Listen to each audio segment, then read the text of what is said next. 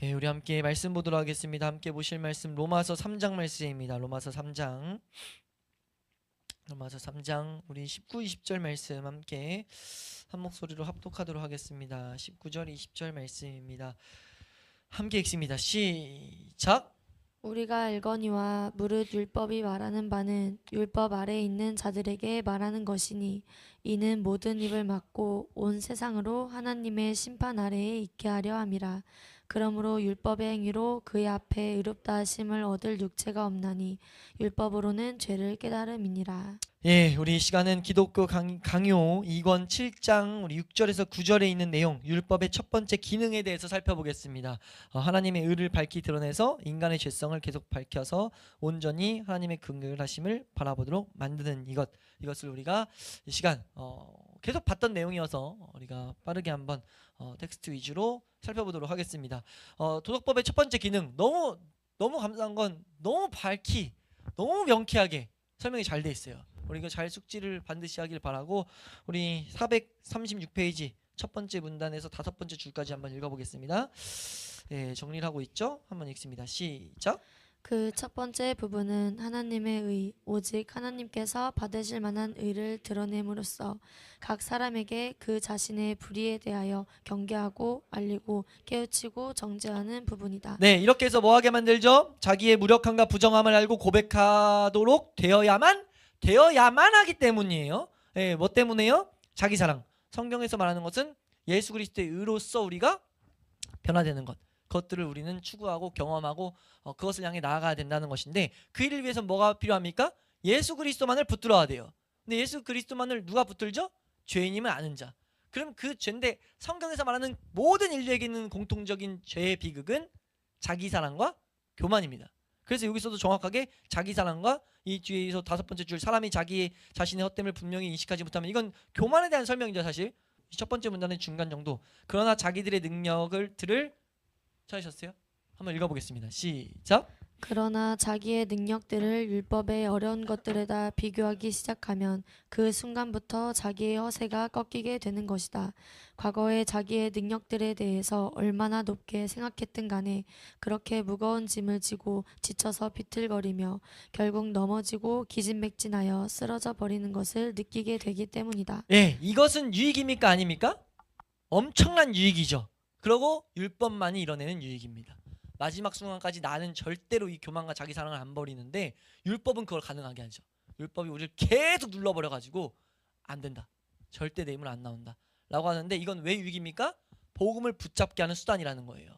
그리스도께로 인도하는 초등교사. 그래서 이거에 대한 복된 설명들이, 탐욕을 하나 예를 가지고 우리 로마서 7장, 이것도 너무 복된 말씀인데 7장 이건 잘 읽어보시면 다 이해되는 내용이죠. 이걸 토대로 칼빈은 설명하고 있습니다. 그래서 넘어가시면 우리 7절에 보면 율법의 정죄의 기능이 있으나 이 고유한 가치는 사라지지 않는다라는 걸 말하는데요. 지금 이게 6절은 가르침을 줬고요, 7절은 오류 방지예요. 8절은 가르침을 주고요, 9절은 어떻게 보면 또 이제 그거에 대한 추가 설명이에요.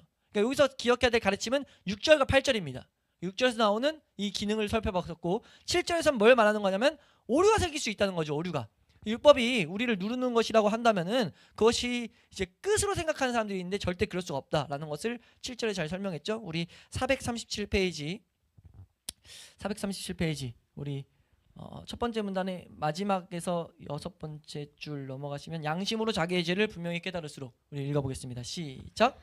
양심으로 자기의 죄를 분명하게 깨달을수록 그 죄악이 더욱 커진다는 것은 의심의 여지가 없는 사실이다. 율법을 제정하신 하나님을 대적하는 완악한 불순종이 범죄에 첨가되기 때문이다. 그렇게 되면 율법으로서는 죄인을 멸망시키기 위하여 하나님의 진노를 무장시킬 수밖에 없다. 네, 이걸 우리는 분명히 알아야 돼요. 이 기능을 우리는 정확히 알아야 된다는 거죠. 예, 이 기능. 그래서 이 다음 문단이 이렇게 말하기는 붙어 있는 게 사실은 7절의 주제가 나오는데, 여기서 마지막 문단을 한번 읽어보겠습니다. 마지막 문단. 나머지 읽으시면 다 이해되니까. 그러므로 이런 말들은, 시작. 그러므로 이런 말들은 율법을 깎아내리기는커녕 오히려 하나님의 자비하심을 더욱 분명히 드러내는 데에 정말로 큰 가치가 있다. 하나님께서 율법으로 말미암아 복된 삶을 우리 앞에 확실하게 제시해 놓으셨으나 우리의 사악함과 부패함 때문에 그 복된 삶을 누리지 못하고 있다는 것이 분명한 것이다. 네, 이어서 계속 읽겠습니다. 그러므로 율법의 뒷받침이 없이 우리를 양육시키는 하나님의 은혜가 더욱 아름답게 드러나고 또한 그 은혜를 우리에게 베푸시는 그의 긍휼하심이 더욱 사랑스러워지는 것이다. 이로써 우리는 하나님께서 지치지도 않으시고 계속해서 우리에게 유익을 주시고 새로운 선물들을 계속 베풀어 주신다는 것을 배우는 것이다. 네, 율법이라는 것은 하나님을 계속 우리가 볼 수 있는, 배울 수 있는 중요한 통로가 되는 것. 이건 그냥 숙지를 너무 해놔야 될 내용들이 같아요. 잘 읽으셔서 이 내용 이해하시면 뭐 되는 내용인데 너무나 감사하게 이런 정리들이 돼 있다는 건 우리가 참 감사해야 될 내용이라고 생각이 듭니다. 우리 8절 넘어가셔서 율법의 정죄의 기능이 신자 불신자에게 어떤 영향을 끼치는가 이것을 우리는 알아야 되는데 우리가 계속해서 말하다시피 우리의 모든 소망을 포기하고 절망 속으로 들어가게 되는 것은 아니다라고 말하고 있어요. 네, 그러면서 우리 한번 읽겠습니다. 세 줄 더 밑에 내려가시면 그러나 하나님의 자녀들에게는 한번 읽어볼게요. 시작. 그러나 하나님의 자녀들에게는 율법을 아는 지식에 또 다른 목적이 있다. 사도는 율법의 심판으로 말미암아 우리가 정죄를 받는 것은 모든 입을 막고 온 세상으로 하나님의 심판 아래에 있게 하려 함이라고 증거하고 있다. 그는 다른 곳에서도 동일한 사상을 가르치고 있다. 하나님이 모든 사람을 순종하지 아니하는 가운데 가두어 두심은 모든 사람을 멸망시키기 위함이 아니요 모든 사람에게 긍휼을 베풀려 하심이로다. 긍휼을 주시는데 어떤 긍휼을 주십니까? 그 긍휼이 뭐예요? 하나님만을 의지하게 되는 그런 은혜를 주시죠. 이건 우리가 하고 싶다고 되는 일이 아닌데 율법이 우리에게 그런 유익을 가져다 준다는 거예요. 그래서 이 다음 문단에 그걸 말하죠. 이는 곧 그들로 하여금 자기 자신의 힘을 믿는 어리석은 생각을 다 버리고 오직 하나님의 손길에 의해서만 지탱되고 서 있다는 것을 깨닫게 하기 위함이다. 깨달아진다는 거죠. 그래서 오로지 하나님만 붙들어서 우리가 의와 공로를 찾게 되는 그런 은혜가 이 율법의 정죄의 기능 가운데 주어진다. 율법은 계속해서 우리를 심판 가운데로 엄숙한 심판 가운데로 몰아제낀다는 거죠.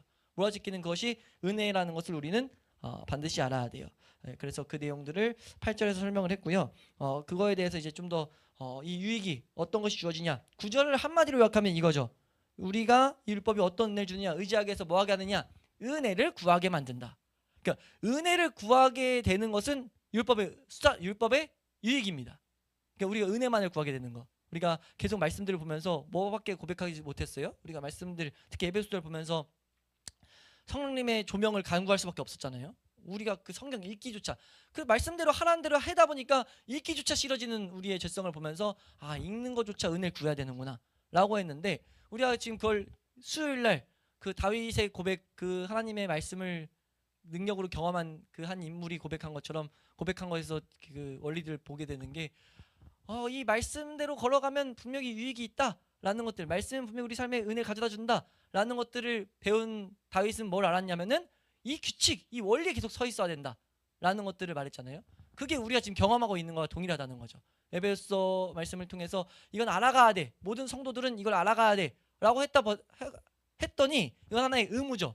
율법이 된 거예요. 율법이 우리의 기능을 우리에게 가져줬습니다. 어떤 것을요? 은혜를 구해야 된다. 은혜를 계속해서 구해야 된다. 그래서 은혜를 구하게 만드는 것이 이게 올바로 이 율법을 사용한 자들이 반드시 경험하게 될 내용이다. 라는 걸 어거스틴이 이제 경험한 것을 이래저래 편지 가운데 계속 막 이제 하고 있는 것을 우리가 보게 됐죠. 보게 됩니다. 9절에서. 그래서 그 내용들이 여기 적혀 있는데 그 중에 이제 명확하게 놓은 게 첫 번째 문단 마지막에 보시면 율법은 명령하고 그 부분 한번 발렌티누스에게 보낸 편지에 대한 내용을 한번 읽어보겠습니다. 율법은 명령하고 시작. 율법은 명령하고 은혜가 그것을 행할 힘을 공급해 줍니다. 라고 하였고 발렌티누스에게 보낸 편지에서는 하나님께서 우리가 행할 수 없는 것을 명령하시는 것은 우리가 그에게서 구해야 할 바를 알게 하시기 위함입니다. 라고 하였다. 우리가 그에게 반드시 구해야 되는데 그걸 우리 하나님이 정확히 알게 하신다. 뭘 구해야 되는지를 분명히 알게 하신다. 그래서 위에 시작에서도 율법은 우리더러 은혜의 도우심을 구하는 법을 알라고 명령하고 있다. 율법은 뭘 구해야 되는지를 계속 우리에게 보인다는 거죠. 하나님 계명대로 살아야 될 하나님 알아가야 되는 지식 마땅히 구해야 될 것들을 구하게 된다는 거예요. 그래서 정말 제가 이거 하나 달아놓은 건 너무 완벽한 정리라고 제가 코멘트를 달아놓은 게 두 번째 문단이에요. 또한 율법이 주어진 것은 이거 진짜 너무 완벽한 정리인데 이 문단 한번 읽어보겠습니다.